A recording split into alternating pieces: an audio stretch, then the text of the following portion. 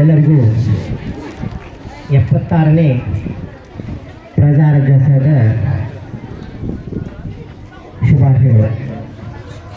ಯಾಕಂದರೆ ಯಾವಾಗಲೂ always there is confusion, 75th ಅನ್ಬೇಕಾ 76th ಅನ್ಬೇಕಂತ. 76th correct.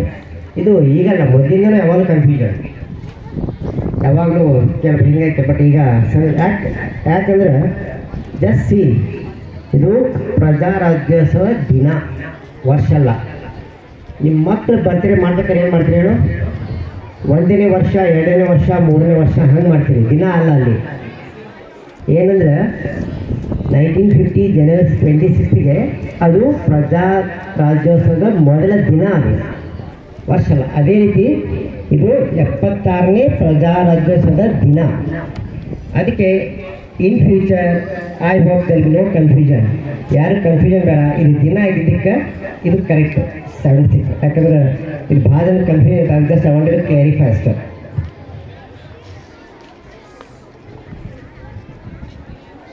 ಈಗ ಕೇಳಿರ್ಬೇಕು, I am an Indian firstly and lastly.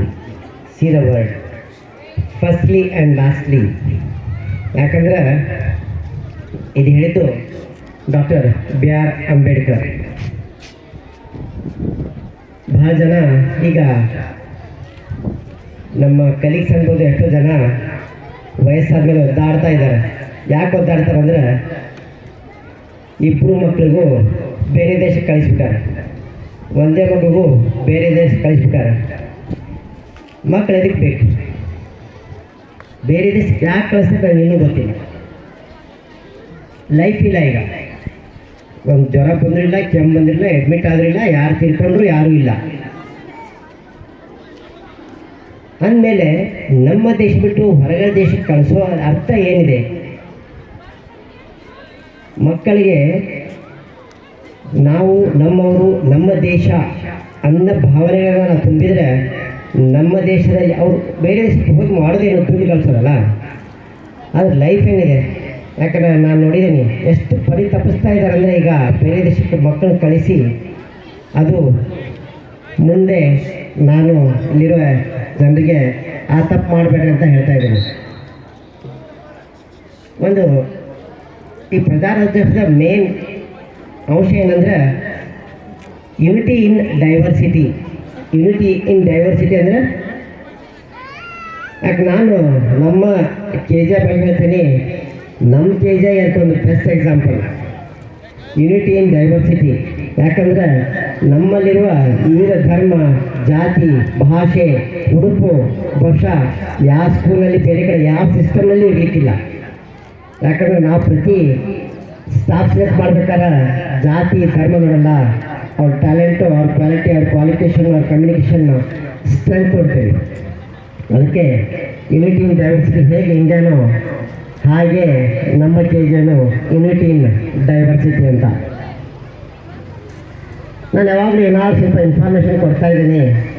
ಈಗ ಹೇಳಿದರು, ಯಾಕೆ ಜನವರಿ 26ನೇ ದಿವಸನೇ ಪ್ರಜಾರಾಜ್ಯೋತ್ಸವ ಮಾಡ್ತೀವಿ ಅಂತ ಒಬ್ಬರು ನೈಟ್ ಹುಡುಗಿ ಹೇಳಿದ್ದು.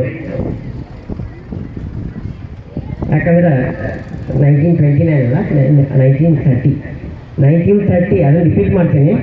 1930 ಜನವರಿ 26 ಲಾಹೋರ್ನಲ್ಲಿ ಜವಾಹರ್ಲಾಲ್ ನೆಹರು ಅವರ ನೇತೃತ್ವದಲ್ಲಿ ಪೂರ್ಣ ಸ್ವರಾಜ್ಯ ಅಂತ ಒಂದು ನಿರ್ಣಯ ತಗೊಂಡು ಪ್ರತಿ ವರ್ಷ ಅವಾಗಿನಿಂದ ಜನವರಿ 26ನ ಪೂರ್ಣ ಸ್ವರಾಜ್ಯ ದಿನ ಅಂತ ಆಚರಿಸ್ಕೊಂಡು ಬಂದರು. ಆ್ಯಕ್ಚುಲಿ ಅವ್ರು ಹೇಳಿದ್ರೆ 1949 ನವೆಂಬರ್ 26ಕ್ಕೆ ನಮ್ಮ ಸಂವಿಧಾನ ಅಂಗೀಕಾರ ಆಯಿತು. ಆದರೂ ಆ ಪೂರ್ಣ ಸ್ವರಾಜ್ಯ ದಿನದ ನೆನಪಿಗೋಸ್ಕರ ಅದನ್ನು ಮುಂದುವರ್ಸ್ಕೊಂಡು ಹೋಗ್ಬೇಕಂತ ಜನವರಿ 26ನೇ ದಿನ ಪ್ರಜಾರಾಜ್ಯೋತ್ಸವನ ಫಿಕ್ಸ್ ಮಾಡಿದ್ರು. ಫಸ್ಟು ನಿಮಗೆಲ್ಲ ಗೊತ್ತಿದೆ, ಪ್ರಜಾರಾಜ್ಯೋತ್ಸವ ದಿನಕ್ಕೆ ಫ್ಲಾಗ್ ಹಾಯ್ಸ್ಟ್ ಮಾಡಿದ್ದು ನಮ್ಮ ಫಸ್ಟ್ ಪ್ರೆಸಿಡೆಂಟ್ ಯಾರು?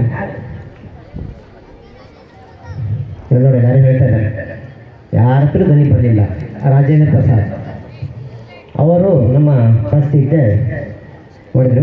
ಈಗ ನೀವು ಹೇಳ್ತಿರ್ತೀವಿ, ಪ್ರಜಾರಾಜ್ಯೋತ್ಸವ ಟಿ ವಿಯಲ್ಲಿ ನೋಡ್ತಾ ಇರ್ತೀರಿ, ಲೈವ್ ನೋಡ್ತಾ ಇರ್ತೀರಿ, ಇವತ್ತು ರೆಕಾರ್ಡಿಂಗ್ ನೋಡ್ಬೋದು. ಬಹಳ ಬೇರೆ ಬೇರೆ ರಾಜ್ಯಗಳಿಂದ ಗಾಡಿ ಮಾಡ್ಕೊಂಡು ಹೋಗ್ತಾ ಇರ್ತಾರೆ. ಒಂದು ಗಾಡಿ ಇನ್ನೊಂದು ಗಾಡಿ ಇನ್ನೊಂದು ಗಾಡಿ ಇನ್ನೊಂದು ಗಾಡಿ. ಅದಕ್ಕೆ ಏನಂತಾರೆ ಹೇಳು, ಏನಂತಾರೆ ಅದಕ್ಕೆ ಗೊತ್ತಲ್ಲ? ಅದಕ್ಕೆ ಏನಂತಾರೆ? ಟ್ಯಾಬ್ಲೋ. ಟ್ಯಾಬ್ಲೋ ಪ್ರತಿ ರಾಜ್ಯ ಮತ್ತು ಯುನೈಟೆಡ್ ಟೆರಿಟರಿಯಿಂದ ಟ್ಯಾಬ್ಲೋ ತಯಾರು ಮಾಡ್ತಾರೆ. ಅದು ಏನು ಡಿಪೆಂಡ್ ಮಾಡ್ತಾರೆ ಅಂದ್ರೆ, ನಾನು ಹೇಳಿದ್ರೆ ಫಸ್ಟಿಗೆ ಯುನಿಟಿ ಇನ್ ಡೈವರ್ಸಿಟಿ ಅಂತ ಏನು ಇಂಡಿಯಾ ಇದೆಯಲ್ಲ, ಆ ರೀತಿ ಪ್ರತಿಯೊಂದು ರಾಜ್ಯದಿಂದಲೂ ಒಂದೊಂದು ಮಾಡೆಲ್ನ ಮಾಡಿಕೊಂಡು ಪ್ರಜಾ ರಾಜ್ಯಗಳನ್ನ ಪ್ರದರ್ಶಿಸಬೇಕಂತ ಸೂಚನೆ ಬರ್ತಾ ಇದೆ. ಈಗ ಆ ರಾಜ್ಯರು ಯಾವುದಾದ್ರೂ ಟ್ಯಾಬ್ಲೆಟ್ ಕೊಟ್ಬಿಟ್ರೆ ನಡೀತದ? ನಡೆಯಲ್ಲ. ಯಾಕಂದ್ರೆ ಅವ್ರಿಗೊಂದು ಡೇಟ್ ಕೊಟ್ಟಿರ್ತಾರೆ, ಸೆಪ್ಟೆಂಬರ್ 27 ಲಾಸ್ಟ್ ಡೇ ಅಂತ. ಯಾವುದೇ ರಾಜ್ಯ ಪ್ರಜಾ ರಾಜ್ಯೋತ್ಸವ ದಿನಕ್ಕೆ ತಮ್ಮ ಟ್ಯಾಬ್ಲೋ ಪ್ರೆಸೆಂಟ್ ಮಾಡಬೇಕಂದ್ರೆ ಸೆಪ್ಟೆಂಬರ್ 27 ಮೊದಲೇ ತಿಳಿಸ್ಬೇಕು. ಅದು ಯಾವುದು, ಯಾವ ಥರ ಮಾಡ್ತೇವೆ, ಇದು ಯಾವ ಥರ ಇದೆ ಅಂತ. ಯಾಕಂದ್ರೆ ಒಂದು ರಾಜ್ಯದಿಂದ ಇನ್ನೊಂದು ರಾಜ್ಯ ರಿಪೀಟ್ ಆಗಬಾರ್ದು ಅಂತ. ಆಮೇಲೆ ಸೆಪ್ಟೆಂಬರ್ 27 ಅದನ್ನು ಲಾಸ್ಟಿಗೆ ಇಟ್ಕೊಂಡು ಅದನ್ನು ಫೈನಲ್ ಮಾಡೋದು ಸ್ಟೇಟ್ ಗೌರ್ಮೆಂಟ್ ಅಲ್ಲ, ಸೆಂಟ್ರಲ್ ಗೌರ್ಮೆಂಟು ಅಲ್ಲ.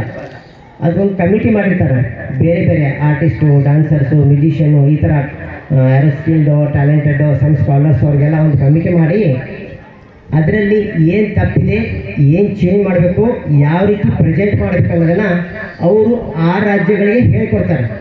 ನಿಮ್ಮ ಟ್ಯಾಬ್ಲೆಟ್ ಈ ಥರ ಇರಬೇಕು ಅಂತ. ಅದನ್ನು ಜನವರಿ 26ನೇ ತಾರೀಕಿಗೆ ಪ್ರೆಸೆಂಟ್ ಮಾಡ್ತಾರೆ. ಟ್ಯಾಬ್ಲೋ ಇಷ್ಟಿದ್ರು ಟ್ಯಾಬ್ಲೋ, ದೊಡ್ಡ ಸ್ಟೇಜ್ ಇದ್ರು ಟ್ಯಾಬ್ಲೋ ಹಂಗೆ ಮಾಡೋಕ್ಕಾಗಲ್ಲ. ಟ್ಯಾಬ್ಲೋಗೆ ಒಂದು ಸೈಜ್ ಇರ್ತದೆ, ಆ ಸೈಜ್ಗಿಂತ ಹೆಚ್ಚು ಟ್ಯಾಬ್ಲೋ ಮಾಡೋಕ್ಕಾಗಲ್ಲ. ಇಲ್ಲಾಂದ್ರೆ ಅದನ್ನೂ ಒಂದು ರೆಕಾರ್ಡ್ ಮಾಡಬೇಕಂತ ಒಂದು 5 ಫುಟ್ ಟ್ಯಾಬ್ಲೋ, 50 ಫುಟ್ಟಿನ ಟ್ಯಾಬ್ಲೋ ಹಂಗೆ ಮಾಡೋ ಚಾನ್ಸ್ ಇರ್ತದೆ. ಆ ಥರ ಇಲ್ಲ. ಒಂದು ಟ್ಯಾಬ್ಲೋ 45 ಫುಟ್ ಅಂತ, 14 ಫುಟ್ ಆಗಲ್ಲ, 14 ಫುಟ್ಗಿಂತ ಎತ್ತರ ಹೆಚ್ಚು ಆಗಬಾರ್ದು. 45, 14, 16 ಫುಟ್ ಟ್ಯಾಬ್ಲೋ, ಅದಕ್ಕಿಂತ ಹೆಚ್ಚು ಅಲೋ ಮಾಡಲ್ಲ. ಆಮೇಲೆ ಅದನ್ನು ಪ್ರದರ್ಶಿಸ್ತಾರೆ. ಯಾವ್ಯಾವ ದೇಶ, ಯಾವ ರಾಜ್ಯ, ಯಾವ್ಯಾವ ತಮ್ಮ ರಾಜ್ಯದಲ್ಲಾಗಲಿ ಅಥವಾ ತಮ್ಮ ಯಾವುದೋ ಒಂದು ಸಾಂಸ್ಕೃತಿಕ ಇದ್ರೊಳಗೆ ಯಾವಿರ್ತಾರೆ ಆ ರೀತಿ ಟ್ಯಾಬ್ಲೋ ಮಾಡಿ ಆ ಕಮಿಟಿ ಅವ್ರಿಗೆ ಫೈನಲ್ ಟ್ಯೂನ್ ಮಾಡಿ ಆ ರೀತಿ ಮಾಡಬೇಕಂತ ಹೇಳ್ತಾರೆ. ನಿಮ್ಗೆ ಅನಿಸಿರ್ಬೇಕು, ಫಸ್ಟ್ ಸಂವಿಧಾನವನ್ನು ಯಾರು ಹೆಂಗೆ ಬರೆದ್ರು ಅಂತ. ಯಾರಿಗೆ ಗೊತ್ತಾಯ್ತಾ? ಎನಿಬಡಿ? ಟೈಪ್ ಮಾಡಿದ್ರು, ಕಂಪ್ಯೂಟರ್ ಬರೆದ್ರು, ಕೈಯಲ್ಲಿ ಬರೆದ್ರು ಅಂತ. ಅದನ್ನು ಕೈಯಲ್ಲಿ ಬರೆದಿದ್ದು. ಅದನ್ನು ಬರೋಕ್ಕೆ 6 ತಿಂಗಳು ಟೈಮ್ ತೊಗೊಂಡಿದ್ರು. ಅದು ಇಂಗ್ಲೀಷ್ ಮತ್ತು ಹಿಂದಿ ಎರಡೂ ಭಾಷೆಯಲ್ಲಿ ಬರೆದಿದ್ದಾರೆ. ಬರೆದ್ರಾ? ಈಗ ನಿಮ್ಗೆ ಕಾಪಿ ಸಿಕ್ಕಾವು, ಎಲ್ಲ ಪ್ರಿಂಟ್ ಮಾಡ್ತಾರೆ, ಕಾಪಿ ಮಾಡ್ತಾರೆ. ಬಟ್ ಒರಿಜಿನಲ್ ಕಾಪಿ ಎಲ್ಲಿದೆ ಈಗ? ಯಾರು ಗೊತ್ತಿದೆ ಒರಿಜಿನಲ್ ಕಾಪಿ ಎಲ್ಲಿದೆ ಅಂತ? ಒರಿಜಿನಲ್ ಕಾಪಿ ಪಾರ್ಲಿಮೆಂಟ್ನ ಲೈಬ್ರರಿಯಲ್ಲಿದೆ. ಡಾಕ್ಟರ್ BR ಅಂಬೇಡ್ಕರ್ ನೇತೃತ್ವದಲ್ಲಿ ಸಮಿತಿ ಮಾಡಿದ್ರು, ಎಲ್ಲ ರೂಲ್ಸ್ ರೆಗ್ಯುಲೇಷನ್ ಮಾಡಿದ್ರು. ಅದು ಬರೆಯೋರು ಯಾರು? ಅದನ್ನ ಕೈಯಿಂದ ಯಾರು ಬರೆದ್ರು? ಕೈಯಿಂದ ಯಾರು ಬರೆದ್ರು? ಅಂಬೇಡ್ಕರ್ ಅವ್ರಿಗಿಂತ ಬರೋಕ್ಕಾಗಲ್ಲ, ಕಮಿಟಿ ಒಳಗಿದ್ದರಂತೂ ಬರೋಕ್ಕಾಗಿಲ್ಲ. ಅದನ್ನು ಬರೆದವರು ಪ್ರೇಮ್ ಬಿಹಾರಿ ನರೇನ್ ರೈಜಾದ್ ಅಂತ. ಪ್ರೇಮ್ ಬಿಹಾರಿ ನರೇನ್ ರೈಜಾದ್ ಅಂದರೆ ಯಾಕೆ ಬರ್ತೀರಂದ್ರೆ, ಅವ್ರ ಹ್ಯಾಂಡ್ ರೈಟಿಂಗ್ ಎಷ್ಟು ಚೆಂದ ಇತ್ತಂದ್ರೆ, ಅವ್ರು ಇಡೀ ಸಂವಿಧಾನವನ್ನು ಕರ್ಸಿವ್ ರೈಟಿಂಗಲ್ಲಿ ಬರೆದಿದ್ದಾರೆ. ಕರ್ಸಿವ್ ರೈಟಿಂಗಲ್ಲಿ ಇದೆ ನಮ್ಮ ಸಂವಿಧಾನ, ಅಷ್ಟು ಚೆನ್ನಾಗಿ ಬರೆದಿದ್ದಾರೆ. ಈಗ ಮಾಡಿದ್ರಿ, ಗ್ರೌಂಡ್ ಮಾಡಿದ್ರಿ, ಡೆಕೋರೇಟ್ ಮಾಡಬೇಕಲ್ಲ, ಬಣ್ಣ, ಸುಣ್ಣ, ಮಾಲಿ ಇದನ್ನೆಲ್ಲ ಹಚ್ಬೇಕಲ್ಲ.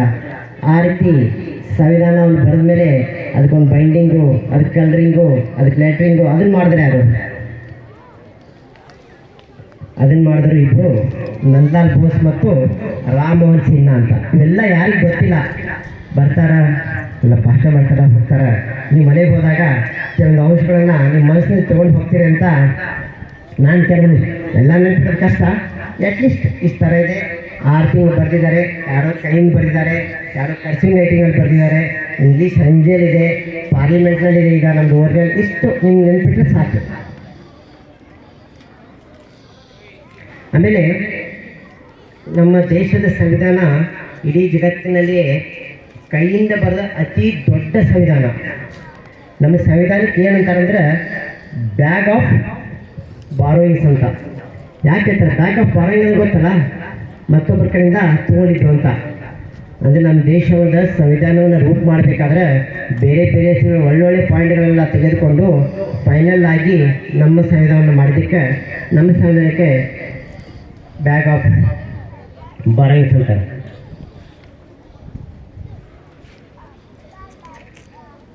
ನಾನು ಉಳಿದು ಹೆಚ್ಚು ಮಾತಾಡೋಕ್ಕಿಂತ ಈ ಮಾಹಿತಿ ಕೊಡ್ತಾ ಇದ್ದೀನಿ. ಬಟ್ ನನಗೇನಂದರೆ ಇದು ಫಂಕ್ಷನ್ ಚೆನ್ನಾಗಿತ್ತು. ಮೇನ್ ಒಂದು ನಾನು ಡ್ಯಾನ್ಸು ಮಾಡೋದಕ್ಕಿಂತ ಮೊದಲು ನಾನು ಹೇಳೋದಂದರೆ ಯಾವಾಗಲೂ ಸಾಂಗ್ ಸೆಲೆಕ್ಷನ್ ಭಾಳ ಇಂಪಾರ್ಟೆಂಟ್. ನೀವು ಯಾವ ರೀತಿ ಸಾಂಗ್ ಸೆಲೆಕ್ಷನ್ ತರ್ತಿ ಆ ರೀತಿ ಡ್ಯಾನ್ಸ್ ಹೋಗ್ತದೆ. ಜನರಿಗೆ ಹಾಡು ಅಷ್ಟೇ ಚೆನ್ನಾಗಿ ಕೇಳಬೇಕಂತಂದ್ರೆ ಅವರು ಡ್ಯಾನ್ಸನ್ನು ಇನ್ನೂ ಹೆಚ್ಚು ಪ್ರೀತಿಯಿಂದ ನೋಡ್ತಾರೆ. ನಮ್ಮ ಟೀಚರ್ಸ್ಗೆ ನಾನು ಈ ವರ್ಷ ಬಹಳ ಥ್ಯಾಂಕ್ಸ್ ಹೇಳ್ತೀನಿ. ಯಾಕೆ ಹೇಳ್ತೀನಿ ಅಂದರೆ ನಮ್ಗೆ ಅತಿ ಖುಷಿ ಕೊಟ್ಟಿದ್ದು ಈ ಸಂದರ್ಭದಲ್ಲಿ ಯಾಕೆ ಹೇಳ್ತೀನಿ, ಎಲ್ಲರೂ ಇದೆ ಅಂತ ಹೇಳ್ತಾ ಇದ್ದೀನಿ. ಅತಿ ಖುಷಿ ಕೊಟ್ಟಿದ್ದು ಹೆಚ್ಚು ಕಡಿಮೆ ಎಲ್ಲರೂ ಮುಂದಿನ ವರ್ಷ ಕಂಟಿನ್ಯೂ ಆಗೋದಕ್ಕೆ ವಿಲಿಂಗ್ನೆಸ್ ತೋರಿಸಿದಕ್ಕೆ. ಯಾಕಂದರೆ ಮ್ಯಾನೇಜ್ಮೆಂಟಿಗೆ ಎಲ್ಲರೂ ಕಂಟಿನ್ಯೂ ವಿಲಿಂಗ್ನೆಸ್ ತೋರಿಸಿದಾಗ ಎಷ್ಟು ಖುಷಿ ಆಗ್ತದಂದ್ರೆ all the teachers including our head they are comfortable. ಎಲ್ಲರೂ ಖುಷಿಯಿಂದ ಇದ್ದೀರಿ ಅಂತ, ಎಲ್ಲ ಸಮಾಧಾನ ಇದ್ದೀರಿ ಅಂತ, ನಿಮ್ಮಲ್ಲಿ ತೃಪ್ತಿ ಇದೆ ಅಂತ. ಆ ತೃಪ್ತಿ ಇವತ್ತು ನಮಗೆ ಬಹಳ ತೃಪ್ತಿ ಕೊಟ್ಟಿದೆ. ಅದಕ್ಕೆ ನಿಮಗೆ ಥ್ಯಾಂಕ್ಸ್ ಹೇಳಬೇಕು ಅಥವಾ ನಾವು ಥ್ಯಾಂಕ್ಸ್ ಹೇಳಬೇಕು ಗೊತ್ತಿಲ್ಲ. ಬಟ್ ನಾವಂತೂ ಖುಷಿಯಾಗಿದ್ದೀವಿ. ಇದೇ ರೀತಿ ನಾನು ಹೇಳ್ದಂಗೆ ಯೂನಿಟಿ ಇನ್ ಡೈವರ್ಸಿಟಿ ಅನ್ನೋದನ್ನು ನಮ್ಮ ಸ್ಕೂಲ್ನಲ್ಲಿ ಮುಂದುವರಿಸಿ ನಮ್ಮ ದೇಶದ ಸಂಸ್ಕೃತಿಯನ್ನು ನೀವೆಲ್ಲ ಮುಂದುವರಿಸ್ತೀರಿ. ಇನ್ನೂ ಹೆಚ್ಚು ಹೆಚ್ಚು ಕಲರ್ಫುಲ್ಲಾಗಿ ಅಕಾಡೆಮಿಕ್ ಆಗಲಿ ಬೇರೆ ಕ್ಷೇತ್ರಗಳಲ್ಲಾಗಲಿ ನಮ್ಮ ಸ್ಕೂಲನ್ನು ಇನ್ನೂ ಹೆಚ್ಚಷ್ಟೇ ಕಾಲೇಜನ್ನು ಇನ್ನೂ ಹೆಚ್ಚು ಮೇಲಕ್ಕೆ ಕ್ಯಾಂಪಸನ್ನು ಹೆಚ್ಚು ಮೇಲಕ್ಕೆ ಒಯ್ದು ಅಲ್ವೇ ನಾನು ಹೇಳ್ದಂಗೆ ಕಾಂಪೀಟ್ ಗ್ಲೋಬಲಿ ನಾಟ್ ಲೋಕಲಿ ಅಂತ ನಾವು ಇನ್ನೂ ಹೆಚ್ಚು ಮೇಲಕ್ಕೆ ಏರೋಣ. ಎಲ್ಲರಿಗೂ ಒಂದು ಮಾದರಿ ಆಗೋಣ ಅಂತ ಹೇಳಿ ನಿಮ್ಮ 4 ಮಾತುಗಳನ್ನ ಮುಗಿಸ್ತೀನಿ.